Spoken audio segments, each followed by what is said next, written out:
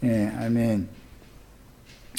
성경에 계시해 놓은 하나님의 구원에 대해서 우리가 더 밝은 진리를 우리의 구원으로 취할 수 있는 믿음의 말씀을 들려주시길 기도합니다.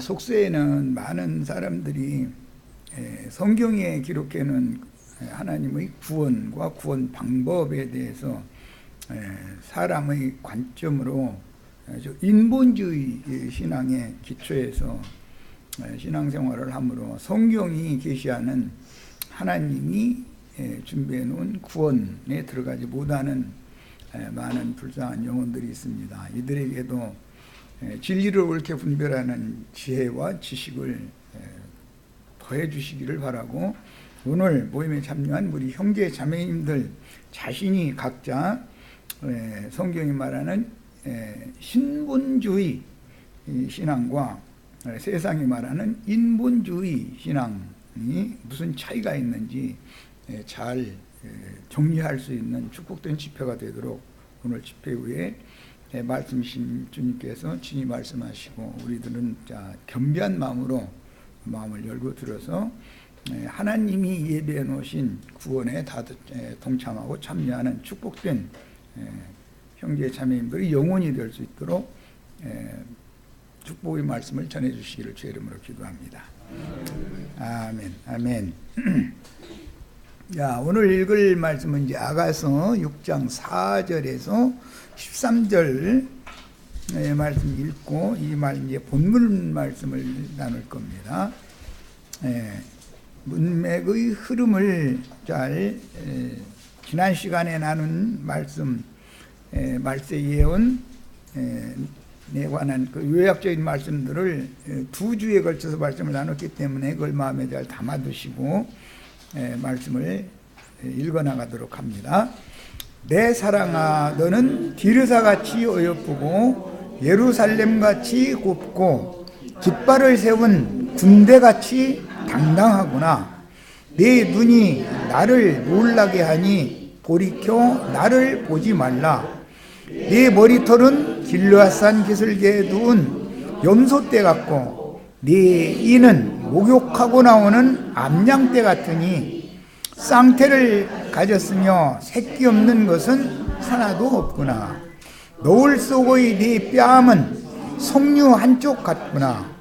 왕비가 60명이요 후궁이 80명이요 시녀가 무수하되 내 비둘기 내 완전한 자는 하나뿐이로구나. 그는 그의 어머니의 외딸이요. 여기 그는이랑 전부 여성형이기 때문에 그녀는 그녀의 그런 뜻이에요. 그 다음에 그 낳은 자가 귀중하게 여기는 자로구나. 여자들이 그를 보고 복된 자라 하고 왕비와 후궁들도 그를 칭찬하는구나. 아침빛같이 뚜렷하고 발같이 아름답고 해같이 맑고 깃발을 세운 군대같이 당당한 여자가 누구인가? 골짜기의 푸른 소목을 보려고 포도나무가 순이 났는가? 석류나무가 꽃이 피었는가 알려고 내가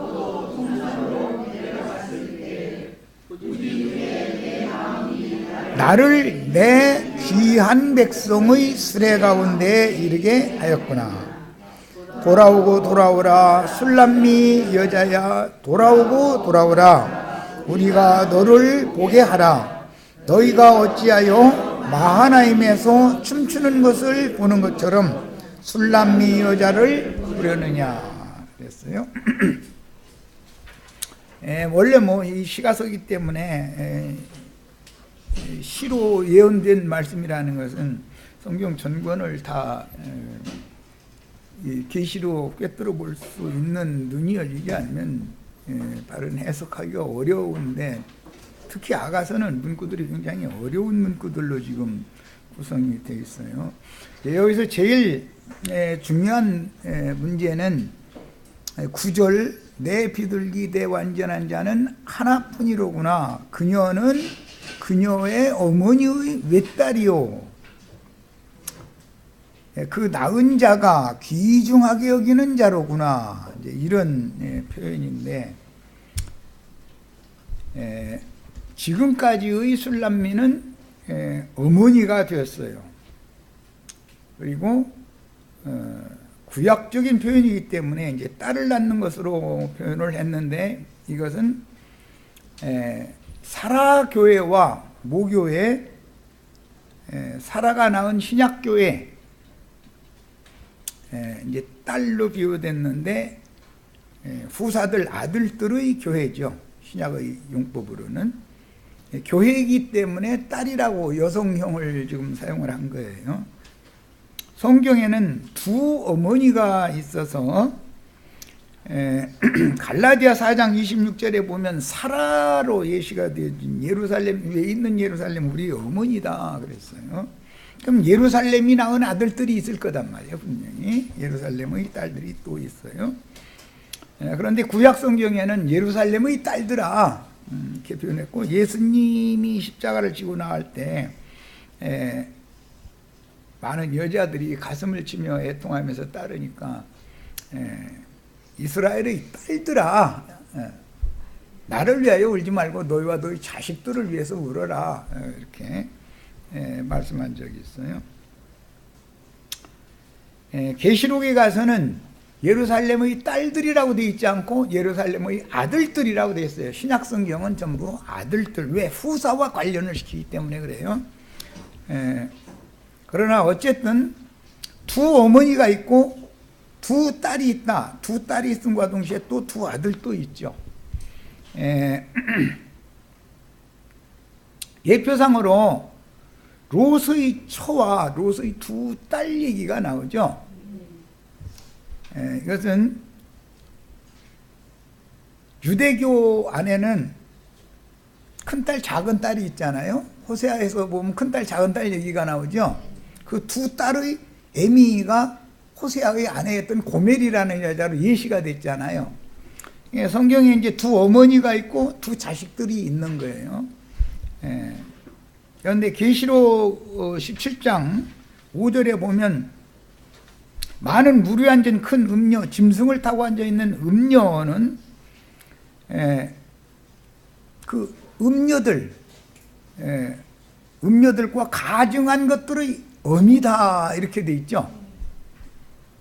그 음녀가 두 음녀가 있는 거예요. 음녀들이니까.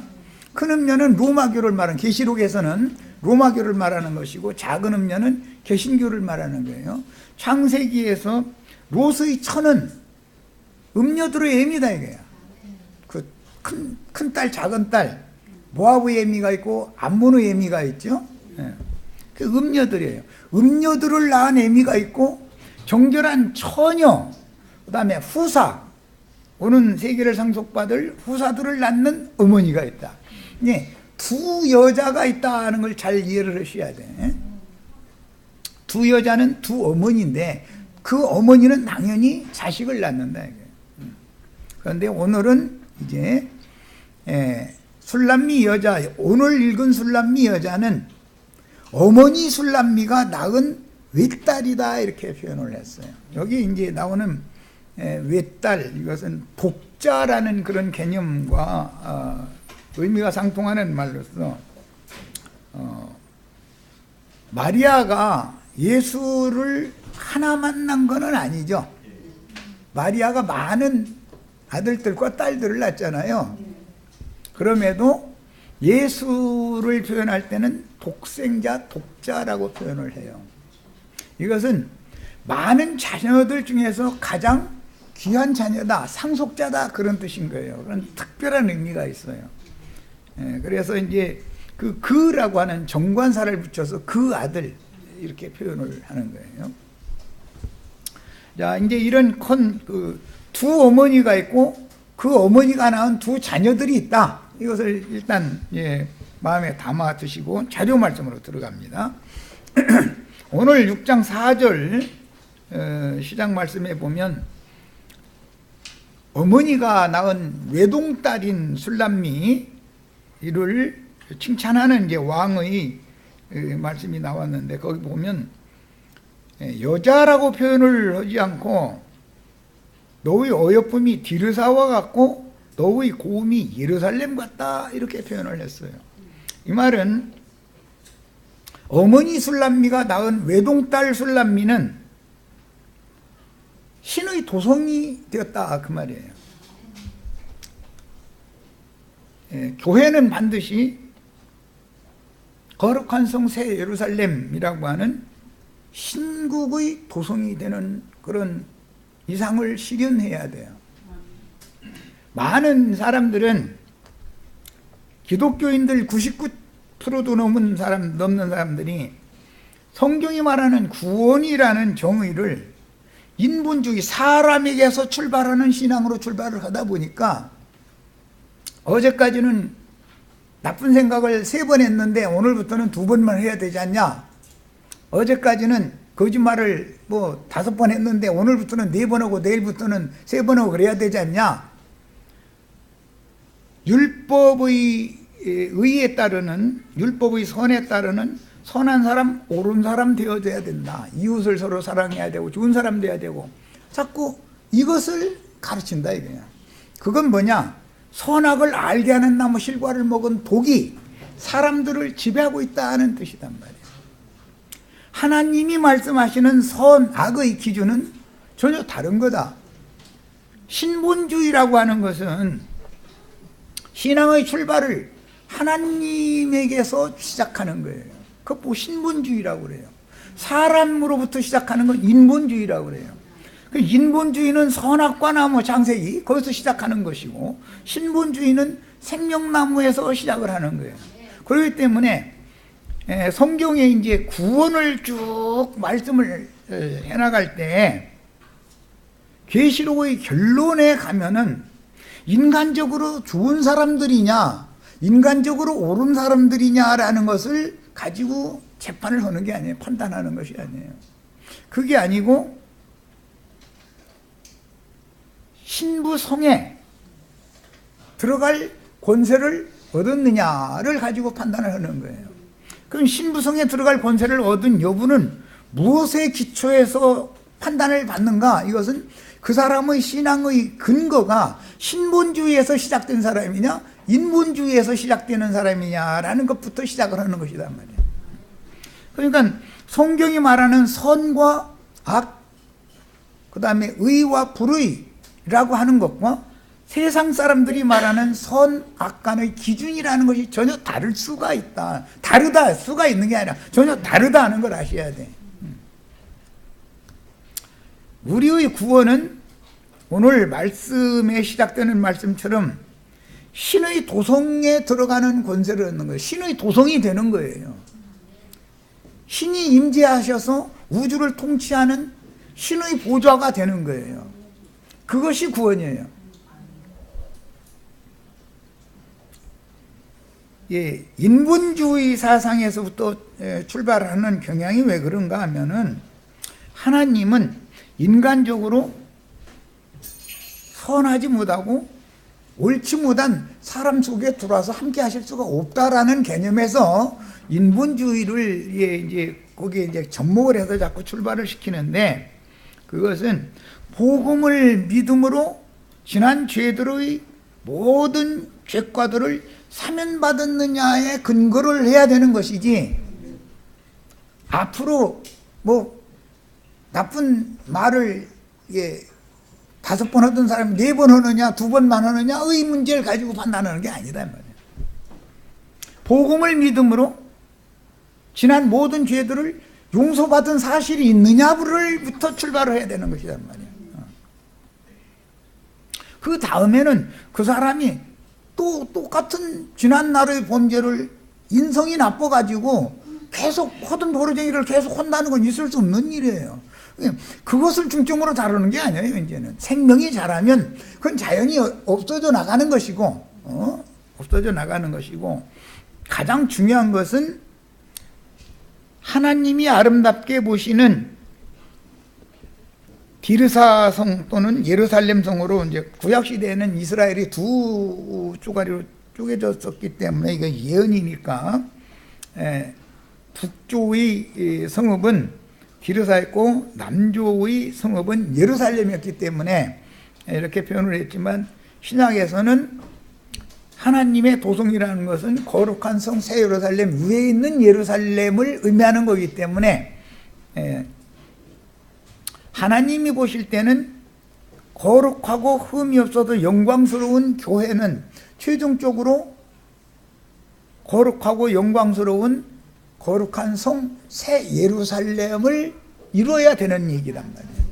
그래서 개인적으로 좋은 사람 나쁜 사람 이걸 중점으로 보는 게 아니단 말이에요. 그것은 신앙 시작의 출발점에서 지난주들을 사면을 받았느냐 받지 못했느냐를 보는 것에서 시작을 하는 문제인 것이고, 구원을 이룬다는 것은 그가 구속받고 거듭난 영에 의해서 그의 혼생명이 장성한 자로 자라고 나면, 자란다는 뜻은 모든 구속받은 성도들과 연락하고 상합해서 거룩하고 흠이 없는 영광스러운 교회로 건축된다라는 뜻인 거예요. 그렇기 때문에 얼마만큼 피로 사신 모든 형제 자매들이 연락하고 상합해서 그리스도의 몸인 교회로 세움을 입느냐의 문제단 말이에요. 아름다움이라고 하는 기준은 여기에 있는 것이다. 건축을 할 줄 모르고 나 혼자 잘난 체하고 나 혼자 성경 많이 읽고 나 혼자 뭐 다 아는 것처럼 하고, 이런 것은 하나님의 나라는 사실은 상관없는 짓을 하는 것이다. 그건 다 선악과의 독에서부터 비롯된 잘못 빠져나간 신앙이다. 이거에 대해서 잘 구분을 하시기를 바라요. 그래서 지금 오늘 시작 말씀에 벌써 어머니 술람미가 낳은 외딸로 상징해는 구약교회가 낳은 신약교회다, 이제 그런 말인데, 신약교회의 가장 아름다운 모습은 신의 도성이 된 모습부터 시작이 된다. 그리고 궁극적으로는 하나님의 군대가 되었다. 어미한 기치를 벌린 군대, 신의 도성과 군대, 이것이 구원의 정점이다.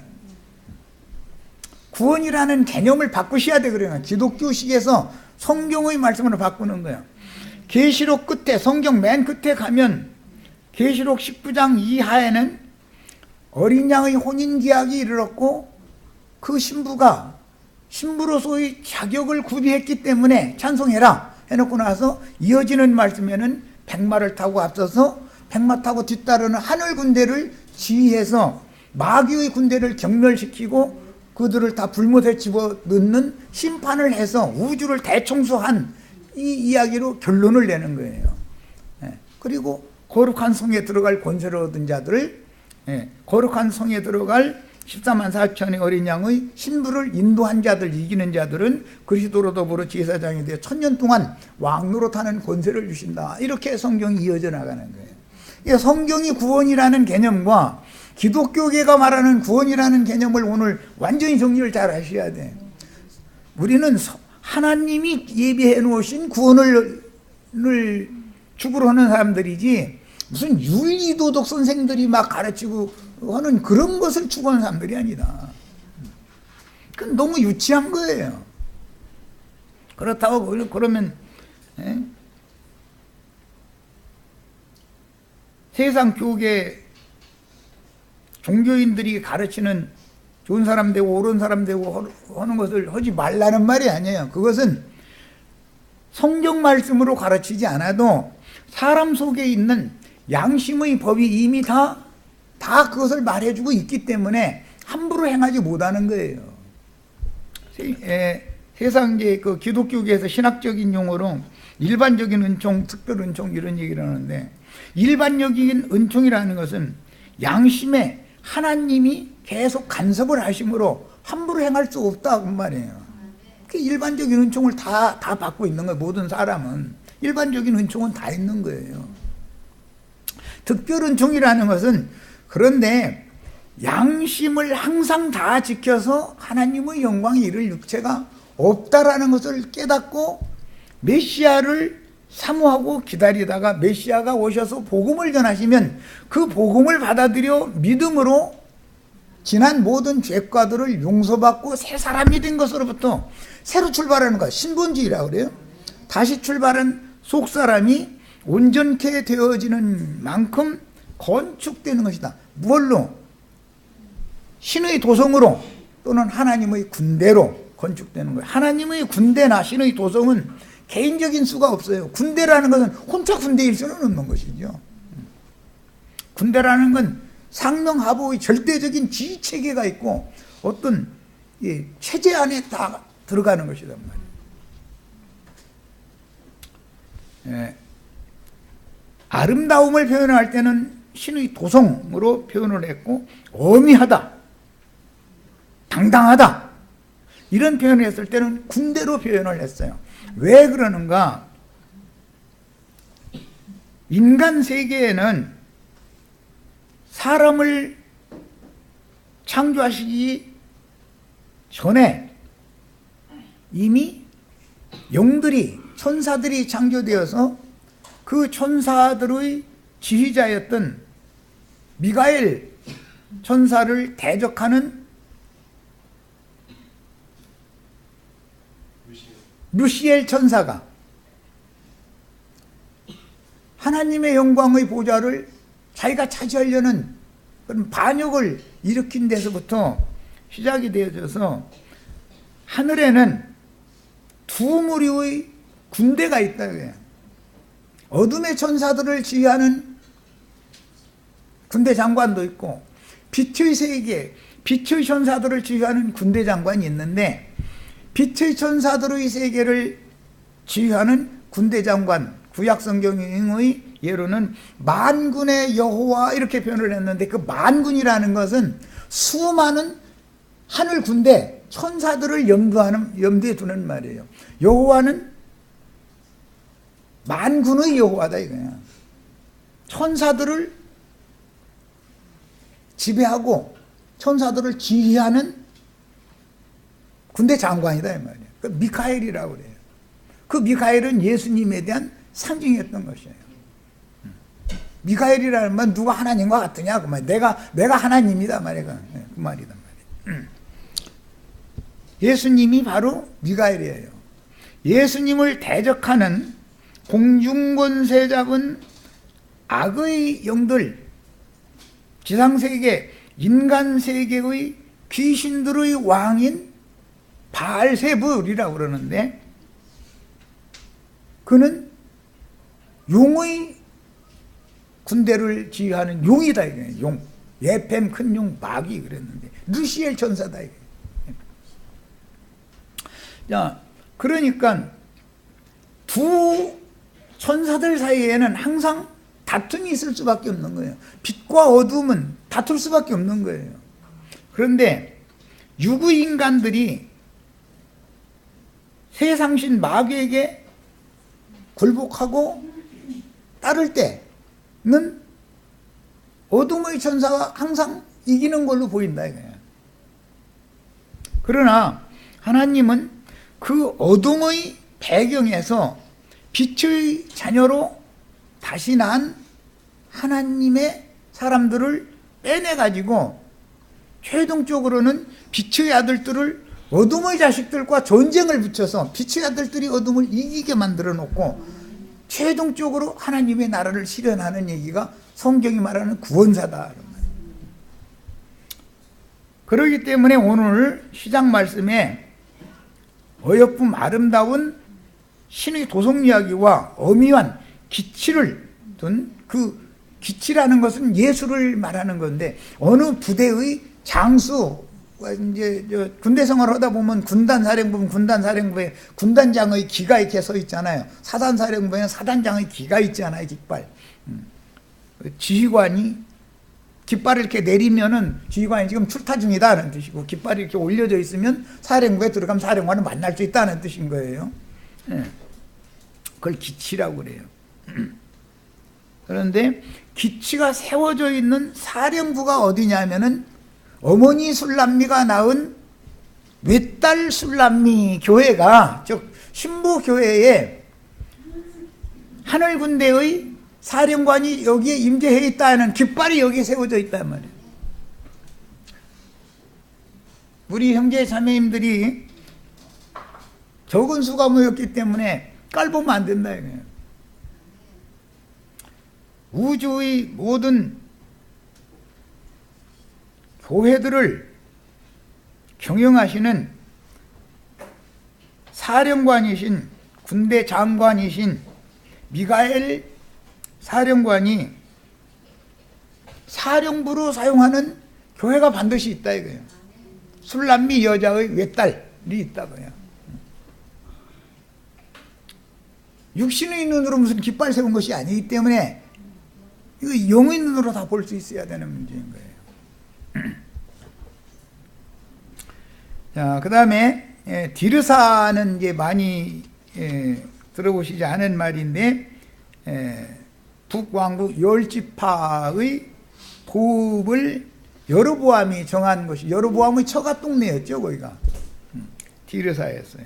예루살렘은 다윗이 여부스족 속에서 시온산을 빼앗고 거기에다가 다윗성이라고 처음에 성을 건축한 다음에 나중에 이름을 예루살렘이라고 이름을 바꿨죠. 구약시대에 두 왕국의 도읍이 디르사와 예루살렘이었어요. 그런데 하나님 오실 때는 그게 신의 도성이다. 그게 그렇게 어여쁘고 아름답게 보신 거예요. 뿐만 아니라 다윗의 군대, 이건 하나의 상징인데 미가엘의 군대가 그만큼 당당하다. 왜? 미가엘이, 다윗이 군대의 수가 많아서 주위에 있는 모든 그 강대국들을 다 정복하고 이길 수 있었던 것이 아니고 만군의 여호와께서 다윗과 함께 하셨기 때문에 하늘 전사들을 다 동원해서 다윗의 군대가 어둠의 군대를 이기게 해줬기 때문에 이긴 거예요. 다윗이 무슨 전술에 능하고 그래서 이기는 게 아니에요. 다윗은 하나님이 하라는 대로 전쟁을 했을 뿐이에요. 예, 이스라엘의 전쟁은 항상 군대의 수가 많고 적음에 따라서 지고 이기고 하는 게 아니에요. 여호와가 지금 그 진영에 함께 계시느냐에 따라서 이기고 지고 하는 거예요. 그래서 전쟁을 할 때 여호와의 괴가 없으면 항상 지는 거예요. 여호와의 괴가 앞장서서 나가서 싸우면 항상 이기는 거예요. 이런 이치를 잘 아셔야 돼. 그런데 엘리 제사장 때, 사무엘이 어릴 때는 여호와의 괴가 블레셋에게 빼앗겼죠. 그래가지고 20년 동안을 이것저것을 여호와가 머리를 기대고 쉴 곳이 없는 거예요. 갈 곳이 없는 거예요, 하나님이. 그래서 블레셋 5 방백들을 이고저고서 이렇게 떠돌이 생활을 할 수밖에 없었어요. 그때 실제로는 여호와가 그렇게 쉴 곳이 없고 머리 둘 곳이 없고 그러고 유랑할 수밖에 없었던 그 시절에 사무엘이 제사장이 되었고 이제 마지막 이스라엘의 사사 때인데 그때 사울이라고 하는 다윗 왕의 장인에게 다윗이 20년 동안을 이리 쫓기고 저리 쫓기고 머리 둘 것이 없는 거예요. 가면 쫓아와서 잡아가서 죽이려고 그러고 가면 그러고 이게 20년 동안을 그러고 다녔어요. 그동안에 여호와의 괴는 아비나답이라고 하는 사람의 집에서 거기서 20년 동안 아비나답이라는 사람이 자기 아들을 제사장으로 세워가지고 그는 레위지파였기 때문에 하나님을 섬기게 했어요. 그러다가 다윗이 드디어 나라를 세웠을 때 아비나답의 집에 있는 여호와의 궤를 다윗성으로 모셔가게 됐어요. 다윗이 안식처인 예루살렘 왕궁에 쉬면 여호와가 쉬는 거예요. 여호와가 쉼이 없으면 다윗은 유리방랑하는 거예요. 왜? 다윗과 여호와는 같은 영과 같은 마음으로 하나였었다. 상징이다. 자, 지금 서론으로 말씀을 나눈 신의 도성 문제와 하나님의 군대 이야기에 대해서 잘 마음에 담아두시고 이 자료 말씀으로 이제 들어갑니다.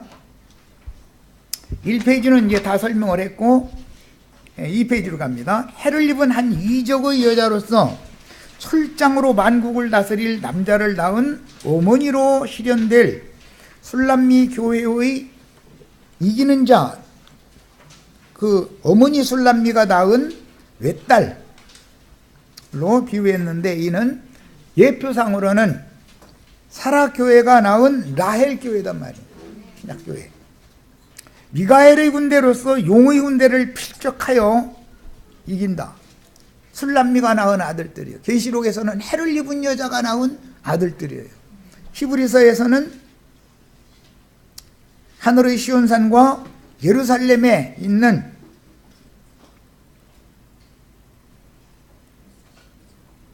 장자들의 총회 교회단 말이에요. 우리의 어머니는 오늘 말씀에 나오는 나의 비둘기 내 완전한 자는 하나뿐이로구나. 그녀는 그의 어머니의 외딸이요 하는 이 교회를 우리는 추구를 하는 거예요. 그 다음에 백마를 타고 하나님의 군대를 진두지휘하는 그리스도의 증인들은 무저갱에서 올라오는 군대 귀신들을 진두지휘하는 공중의 권세를 잡은 악령들이 함께하는 바다와 땅에서 올라오는 짐승들, 세속교계의 음녀의 아들들은 신부님, 목사님들을 상징하는 말이다. 그들을 무엇로 이기느냐? 그 입에서 나오는 예리한 검으로 싸워서 이겨야 되는 것이다. 이 영적 전쟁에서 이겨야 된다. 그러니까 구원이라는 것은 이 한 검으로 원수의 군대, 어둠의 자식들을 이기고 그들을 심판해서 영원한 불못에 집어넣는, 던져버리는 그런 군대가 되어야만 구원을 이룬 것이다. 그런 말이에요. 어린 양의 신부는 신앙의 정절을 끝까지 지켜서 시온산에 올라간 14만 4천이 되는 어린 양의 신부가 되는 것이고, 그건 아름다움, 어여쁨으로 비유를 했고, 실제로는 전쟁이 끝나야 안식에 들어갈 수 있는 것이지, 전쟁이 계속되고 있는 한은 안식이라는 건 있을 수가 없는 거예요. 그러니까 어린 양의 신부가 되는 것도 중요하지만 더 중요한 것은 원수를 물리치고 이겨서 괴멸시키는 군대가 되는 것이 더 중요한 것이에요. 우리들은 다 이런 양면에서, 한 면에서는 생명이 온전케 되어지는 아름다움, 어여쁨, 사람이 온전한 사람이 되는 것도 추구를 해야 되지만, 한 면에서는 강하고 담대한 영을 가진 진리의 말씀으로 거짓 교리들을 가지고 세상을 어지럽히는 그런 자들을 대적해서 이기는 자가 되는 것을 추구를 해야 된다. 항상 양면을 추구하는 거예요. 영적인 권위와 권세인 왕권이 나오는 근거지인 거룩한 성은 교회 시대에는 처녀로 비유를 합니다. 이 처녀는 신부가 되는 것이죠. 천년 왕국에서는 신부라고 그랬고, 영혼 세계에서는 아내라고 표현을 해요. 교회 시대의 전기간 주의 생명과 진리의 영을 받은 지체들 중에서 그 사역을, 이 정결한 처녀를 인도해서 어린 양께 중매하는 사명이에요. 이것을 행하는 위임을 받은 장로들은 다 집사 장로 이렇게 표현을 했는데, 이들은 다 하나님의 군대의 전사들이다. 사도행전에 보면 예루살렘 교회의 집사님들이 사마리아와 다른 지역에 나가서 예수는 주라라고 전도를 했죠. 그래서 예루살렘이 박해를 피해서 다 흩어졌을 때 먼저 전도를 시작한 사람들은 집사님들이에요. 그 다음에 장로들과 사도들이 또 나가서 전도를 했어요. 이것은 뭘 의미하는 거예요? 하늘의 전쟁을 하는 것을 보여주는 것이다. 하늘의 전쟁이라는 건 전도를 말하는 것이다. 전도를 하면 다 받아들여주느냐? 그렇지 않다. 대적하는 자들이 나오게 돼 있다. 전쟁이 계속될 수밖에 없는 거예요. 언제까지? 하나님이 작정하신 구원 얻은 충만한 수가 찰 때까지는 전쟁이 끊임없이 계속 될 수밖에 없다. 가나안 땅이 완전히 다 정복될 때까지는, 다윗 왕국이 완성될 때까지는 가나안 대적들이 남아있는 한은 전쟁을 안 할 수가 없는 거예요. 다윗의 군대와 가나안 7족속의 군대는 계속 끊임없이 전쟁을 하는 거예요. 전쟁이 끝나야 나라가 세워지는 거다. 전쟁이 끝나야. 요즘에는 뭐 정치적으로 우리나라가 지금 아주 좋은 일이 자꾸 벌어져서 전쟁의 위협이 없는 나라를 만든다는 게 그게 얼마나 중요한 일이냐. 무엇보다도 제일 중요한 거예요. 산업을 일으키고 뭐고 다 하면 뭐래요. 만약에 전쟁이 일어났다 그러면 다 망가져 버릴 건데 애써서 산업을 일으키면 뭐냐 이거예요. 전쟁의 위협이 없는 바탕을 먼저 만들어 놓고 나서 그 다음에 산업을 일으켜야죠. 그건 완전한 거죠. 그거는 이런 그 대한민국 국민들은 이런 무엇이 더 중요한 문제인지를 알아야 된다 이거예요. 근데 뭐 그냥 돈만 잘 벌리면 뭐가 다 되는 줄 알고 이런 식으로 하면 안 된단 말이에요. 예루살렘이라는 말은 예루살렘 왕 다윗, 예루살렘 왕 솔로몬, 예루살렘 왕이라는 말은 평화에 기초한 성읍의 왕이라는 말이기 때문에 예수님이 평화의 왕인 거예요. 예수님이. 평화가 이루어져야 그 다음에 나라를 견고하게 세울 수 있는 것이고 나라가 부강해질 수 있는 것이지 평화가 위협받는데 무슨 놈의 나라가 무구를 하겠습니까? 예, 이런 거에 대해서 이해를 잘 하시기를 바래요. 전쟁이 일어나면 아무것도 안 되는 거예요. 난 뭐 전쟁 세대이기 때문에 뭐 이 전쟁의 그 처절함이란 건 말로 표현할 수도 없어요. 돈을 들여서라도 전쟁을 막을 수 있으면 돈을 들이는 게 낫지요. 전쟁이 일어나면은 전쟁을 막기 위한 돈이 들어가는 것보다 몇십 배가 다 망가져 버리고 그거 다시 복구하려면은 수백 배를 들여오고 그만은 고생해야 되고 눈물 흘려야 되고 고아와 과부가 이와 상위 군인들 병신된 사람들 이런 사람들 국가가 다 짊어지고 그거 해나가려면 얼마나 힘들어요. 전쟁 한번 하고 나서 복구하려면 어떻게든 해서 무슨 최선의 방법을 다해서 전쟁은 막아야 되는 거예요. 예. 근데 이런 개념 정리도 없이 말이야 국민이 전쟁이 일어났던 지가 불과 70년밖에 안 되는데도 벌써 다 잊어먹고 있는 거야. 예. 그럼 되겠어요? 뭐 딴 얘기로 가버렸네. 자, 주님은 진리와 생명의 성령이 지금 되셨고 신이 세우신 사도들과 선지자들과 전도자들과 목자들과 교사들을 통해서 온 땅의 모든 이들에게 복음이 증거하는 그리스도와 교회에 대한 이상과 계시를 증거해서 성령이 교회들에게 하시는 말씀들을 증거하고 가르쳐 세상의 수많은 신자들과 교회들 중에서 선별하여 주님의 신부교회로 예비하게 하십니다. 이것이 구원이에요. 구원이라는 건 좋은 사람 되는 것을 구원이라고 하는 것은 이건 절간에 가도 마음의 특이움 있는 사람들 IS 그 사람들도 다 그거 추구합니다. 나쁜 사람 되라고 추구하는 게 아니에요. 사람들도 다 그거 가르쳐요.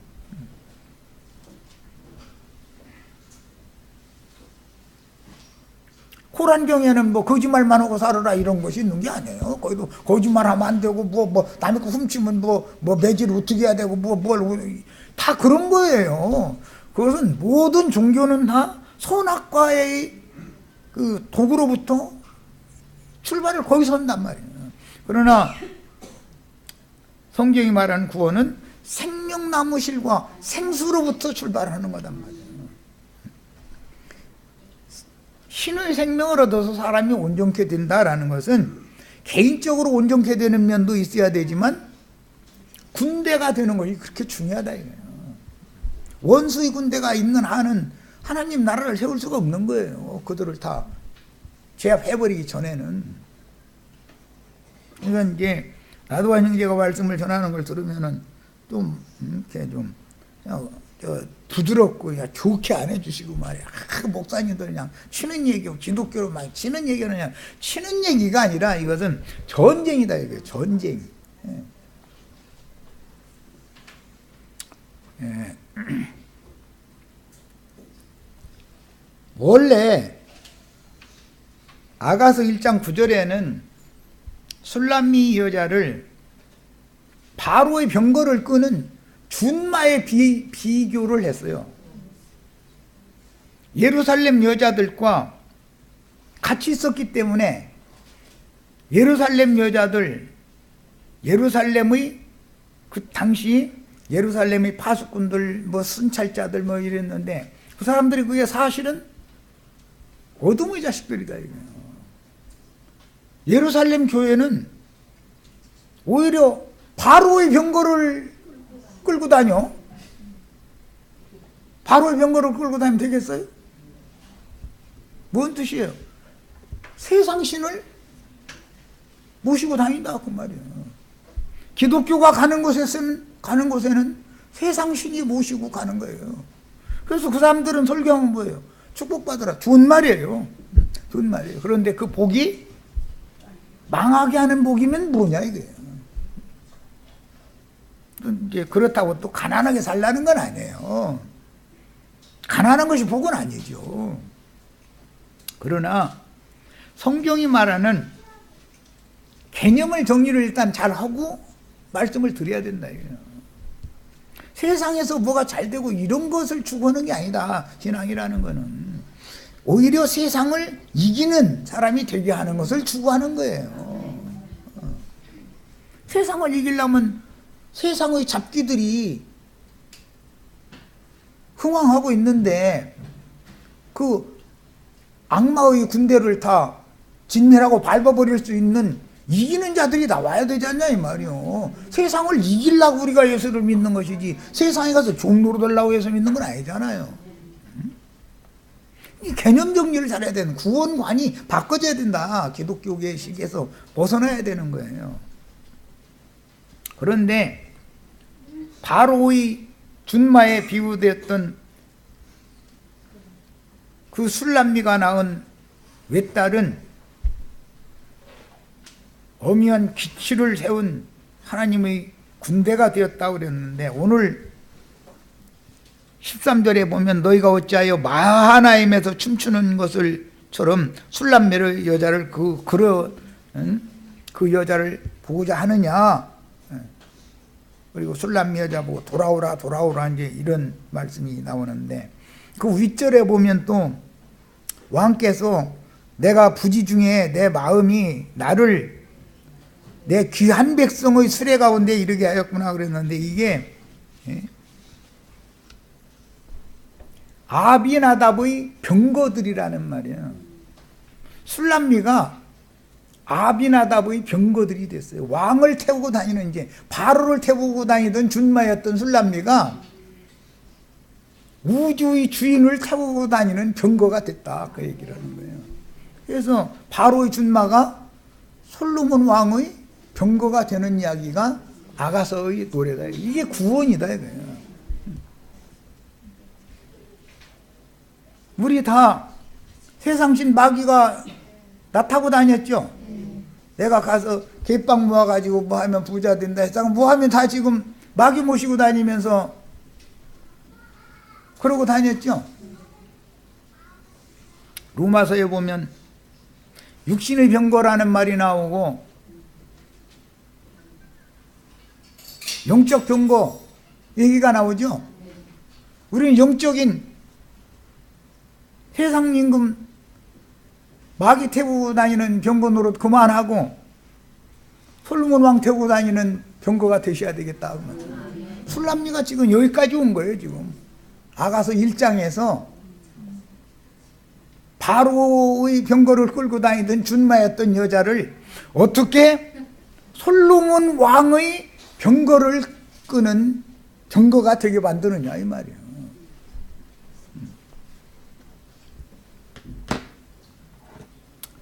엘리야가 이스라엘의 병거와 마병이죠. 엘리사가 이스라엘의 병거와 마병이잖아요.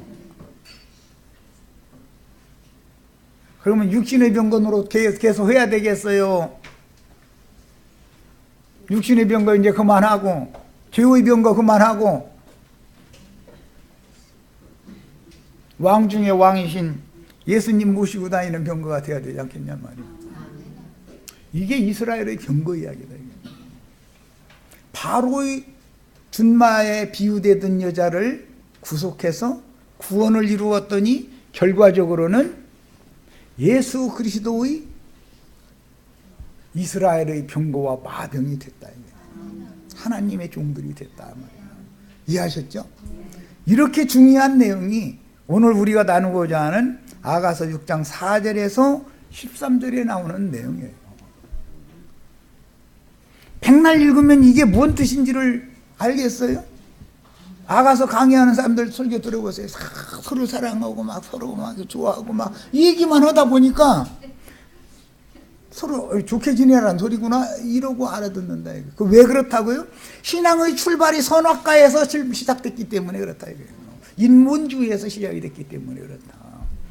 신의 관점으로 신앙을 출발점이 신앙의 터가 믿음의 터가 바꿔줘야 된다. 터를 잘 닦아야 된다.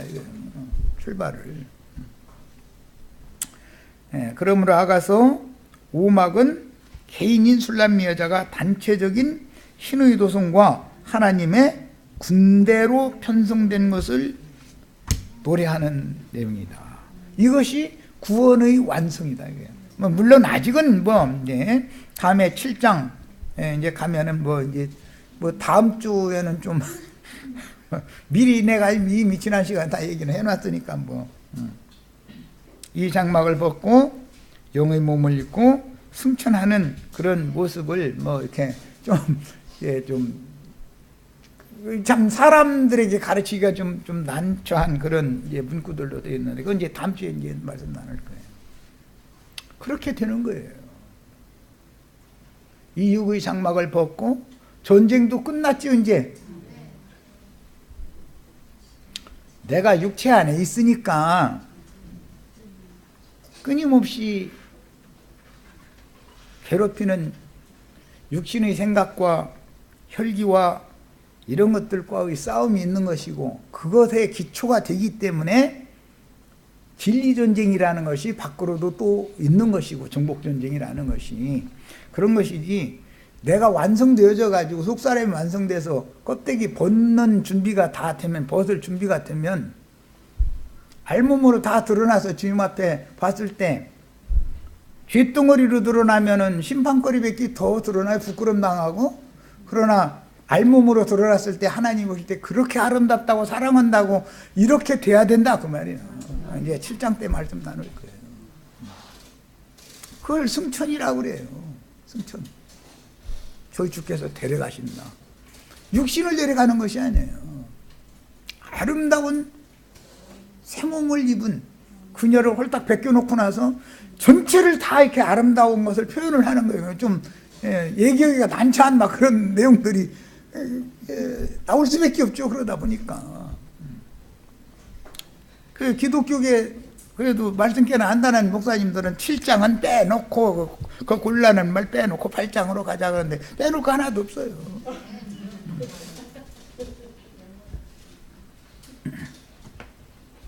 아니 경륜을 알면 육의 얘기가 아니다 이거예요. 육신을 벗고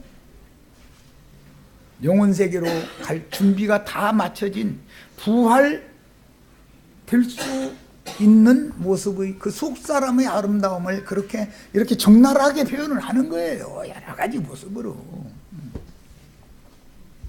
하나님의 군대는 주의 왕국을 대적하는 마귀 나라의 군대가 대적하기 때문에 필요하며 사단의 군대의 지휘관들인 거짓 선지자들과 율법 제도를 실행하는 체제인 세상 교계를 사로잡은 마귀와 그 사자들을 위하여 예비하신 영영한 불못에 던져 심판하실 때까지 진리의 영들과 미혹의 영들 사이에는 진리전쟁이 계속될 수밖에 없다.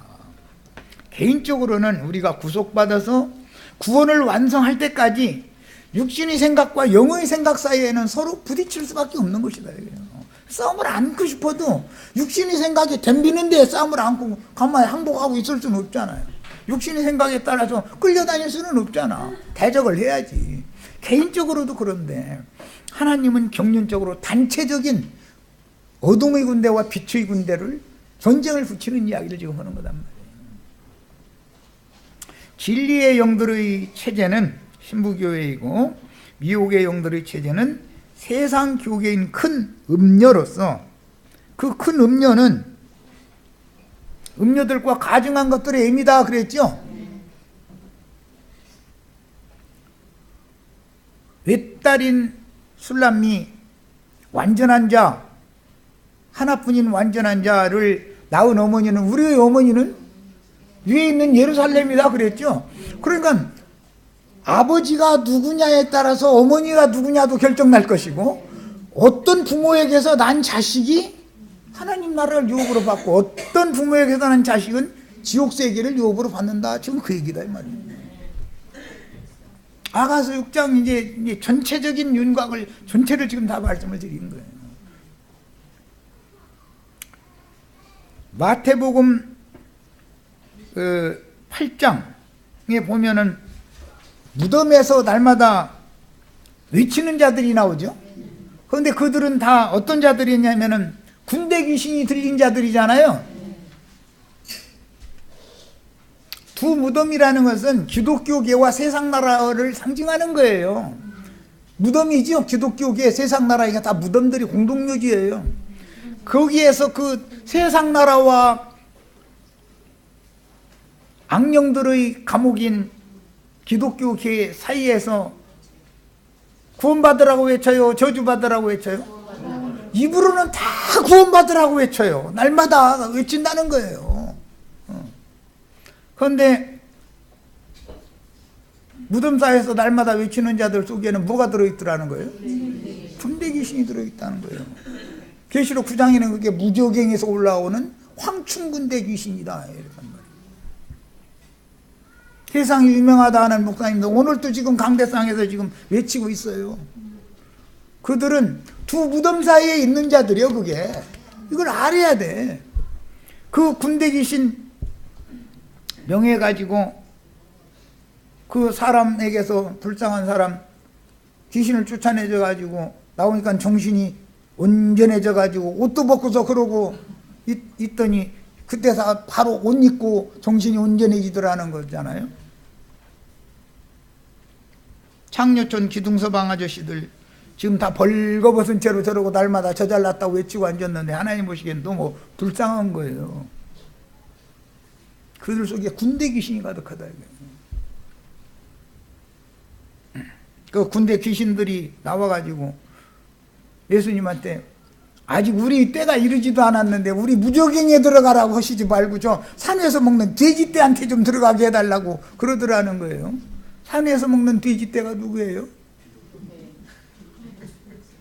성당 예배당 열심히 다니시는 아저씨 아주머니들이죠. 그들의 신은 백이, 그들의 신은 우주를 경영하신 조물주가 아니에요. 오늘 또 모여서 돼지떼들 소리 아우성 치고 지금 막 먹을 거 내놓으라 이거야. 아, 이것도 내놓고 저것도 내놓고 나는 왜 이것만 줬냐 이거 저 사람 저것 줬는데 나한테 그것까지 다 달라 막 이래가면서 막 꿀꿀꿀꿀꿀꿀꿀꿀 이러고 앉았는 거예요. 그리고 군대 귀신이 산에서 먹는 돼지떼 2,000마리한테 들어가니까 2,000마리가 다 느닷없이 산비탈로 내려달아가지고 바다에 빠져서 다 몰사하더라는 거잖아요. 뭔 소리예요. 많은 물이 앉은 큰 음력교회, 세상교회는 결국은 세상과 함께 심판받는다는 것을 상징하는 거 아니냔 말이야. 자, 첫 시간 여기까지서 마칩니다.